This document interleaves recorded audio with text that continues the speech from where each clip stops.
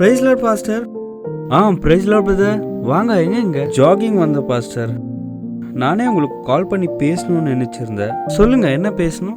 எனக்கோ என் சகோதரனுக்கோ சொத்து விஷயமா பிரச்சனை, எல்லா ப்ராப்ளமும் சால்வ் ஆகணும். அதுக்காக ப்ரேயர் பண்ணுங்க பாஸ்டர். கண்டிப்பாக ஜெபிக்கலாம் பிரதர், கவலைப்படாதீங்க, எல்லாம் சால்வ் ஆகும்.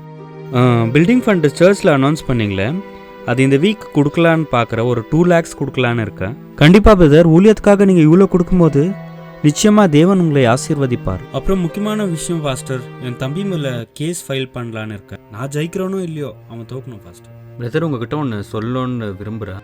மத்தேயு 5ஆம் அதிகாரம் 23 இருந்து நம்ம படிக்கும் போது பிரதர், தன் சகோதரனை நியாயமில்லாமல் கோபித்துக் கொள்பவன் நியாய தீர்ப்புக்கு ஏதுவாயிருப்பான். தன் சகோதரனை வீணன் என்று சொல்கிறவன் ஆலோசனை சங்கத்துக்கு ஏதுவாயிருப்பான்.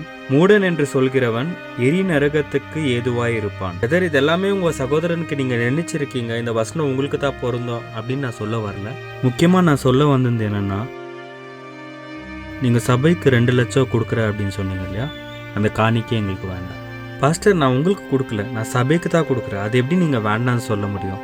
நான் வேண்டான்னு சொல்ல பிரதர், வேதத்துல இப்படியாக போடப்பட்டிருக்கு. ஆகையால் நீ பலிபீடத்தின் இடத்தில் உன் காணிக்கையை செலுத்த வந்து உன் பேரில் உன் சகோதரனுக்கு குறை உண்டு என்று அங்கே நினைவு கூறுவாயாக. அங்கேதானே உன் காணிக்கையை வைத்துவிட்டு போய் பின்பு உன் சகோதரனுடனே ஒப்புரவாகி பின்பு வந்து உன் காணிக்கையை செலுத்து. இப்படிதான் வசனம் போடப்பட்டிருக்கு பிரதர். நீங்க நினைக்கிறீங்களா தேவனுடைய வார்த்தைக்கு நம்ம கீழ்ப்படியாம இருந்து ஆஃபரிங் மற்றும் குத்தா தேவன் அங்கீகரிப்பாருன்ட்டு?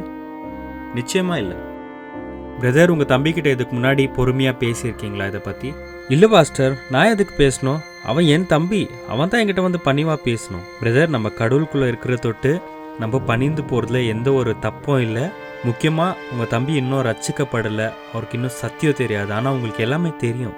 நீங்க விட்டு கொடுத்து போங்க, நிச்சயமா தேவன் உங்களை ஆசீர்வதிப்பார். முதலாவது உங்க சகோதரனிடத்தில் ஒப்புரவாகுங்க, பின்பு இங்க வாங்க, காணிக்கை செலுத்துங்க, தேவனுக்காக அநேக காரியங்கள் செய்யுங்க. இப்போ உங்க காணிக்கை வேண்டாம் பிரதர்.